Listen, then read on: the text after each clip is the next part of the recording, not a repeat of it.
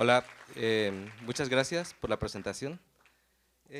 Bueno, pues ya que vimos la perspectiva con la excelente ponencia de la doctora, vimos la perspectiva estadística de las adicciones en México.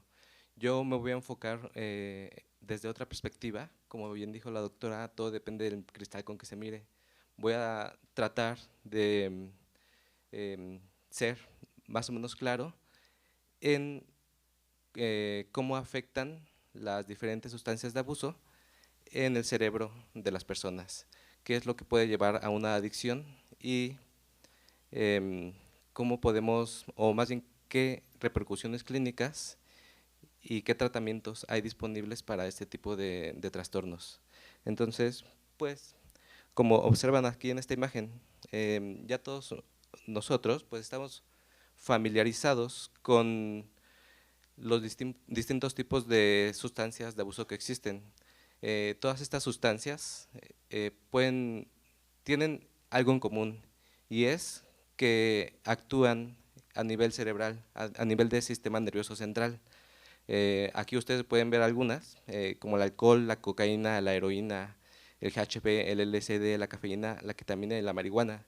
Pero hay muchas otras drogas eh, que se están consumiendo actualmente y que representan un grave problema de salud. Em, vamos a ver, bueno, creo que hubo un problema aquí con las animaciones, pero pues ahí está, ¿no? Vamos a definir primero algunos conceptos. Las drogas o sustancias de abuso, como yo prefiero decirles, son sustancias que actúan en el cerebro y modifican su función.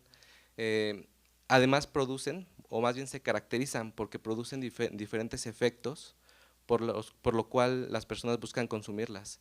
Entre estos efectos está principalmente eh, la recompensa, aquí como podrán observar, la euforia para algunas sustancias, la sensación de bienestar, la sedación, las alucinaciones, entre otros muchos efectos. Entonces, las drogas pueden clasificarse de distintas maneras.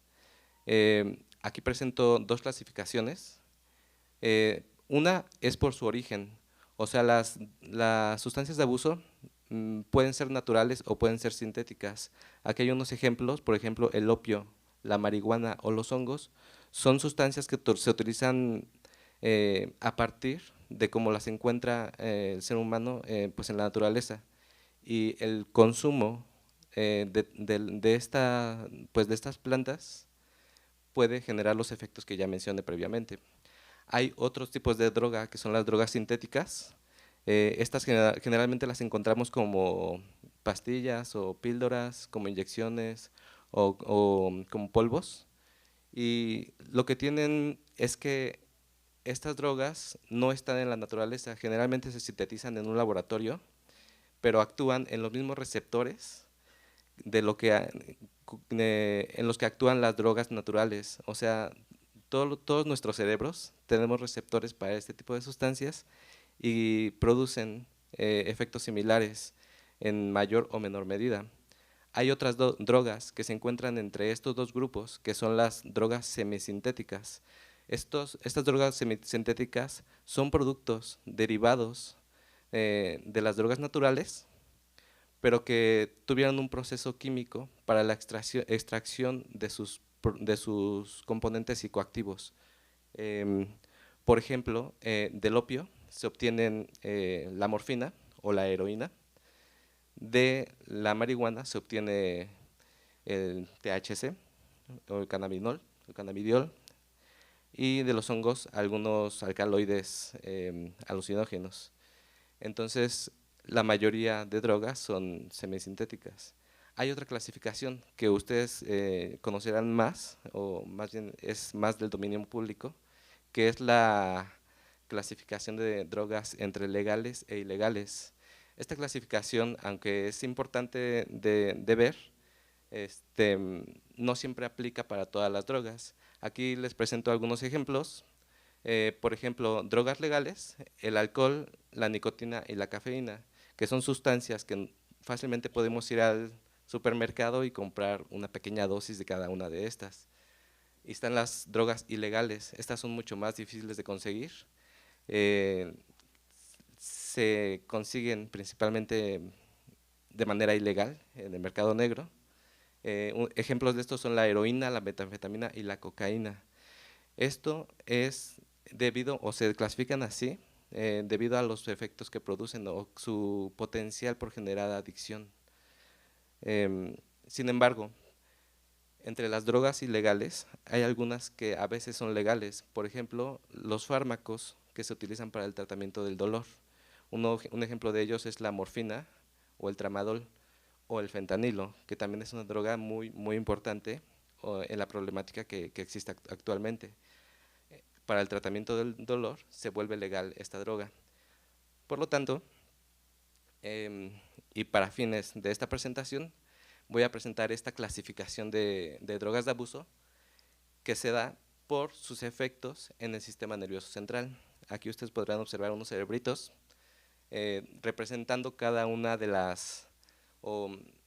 los efectos que pueden producir este tipo de sustancias. Existen las sustancias depresoras como los opioides, la heroína, morfina o el fentanilo, el alcohol, el cannabis, los ansiolíticos y los barbitúricos. Todos estos tienen en común que básicamente adormecen al cerebro. De hecho, se les llega a llamar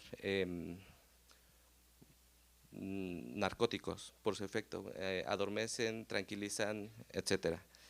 Los estimulantes, estos estimulantes lo que hacen es estimular el cerebro, provocar un aumento en el disparo de las neuronas y generar efectos un poco diferentes, una hiperreactividad. En este caso tenemos como ejemplos las anfetaminas, la cocaína, la nicotina y las metilxantinas. Las metilxantinas son muy interesantes porque también pueden llegar a ser drogas de abuso. Tenemos a la cafeína, la teofilina y la teobromina, las cuales son sustancias que se encuentran en el café, en el té y en el chocolate, y también pueden ser consideradas como drogas de abuso. Más bien, son consideradas como drogas de abuso. Y finalmente tenemos los alucinógenos. Entre estos se encuentra el LSD, el MDMA, mejor conocido como éxtasis, y la mescalina. Lo que hacen los alucinógenos, como bien lo dice el nombre, es alterar la percepción de la realidad de la persona que lo consume. Y bueno, el consumo, son los efectos cuando se consumen de manera aguda, o sea, cuando se consumen una o muy pocas veces. Sin embargo, cuando se consumen de manera crónica, o de manera repetida, de manera prolongada, estos pueden producir dependencia física o adicción. Aquí me voy a detener un poco para explicar qué es cada una de estas. Muchos médicos o muchas personas en general no hacen distinción entre dependencia y adicción, y hay muchos debates que si una droga es adictiva o que si no es adictiva. En este caso, la dependencia física se define como el conjunto de cambios adaptativos que se producen por el consumo repetido de una sustancia, que puede ser o no puede ser adictiva. Un ejemplo de ellos, bueno, ya los que mencioné, todos pueden producir dependencia física. Hay otras sustancias, por ejemplo, medicamentos para el corazón, algunos ansiolíticos que no son adictivos, pueden producir dependencia física. O sea, cuando se retira su uso, hay efectos dados por el retiro de este uso. A esto se le llama efectos por abstinencia. Esto es muy diferente o es diferente de lo que es la adicción. La adicción está totalmente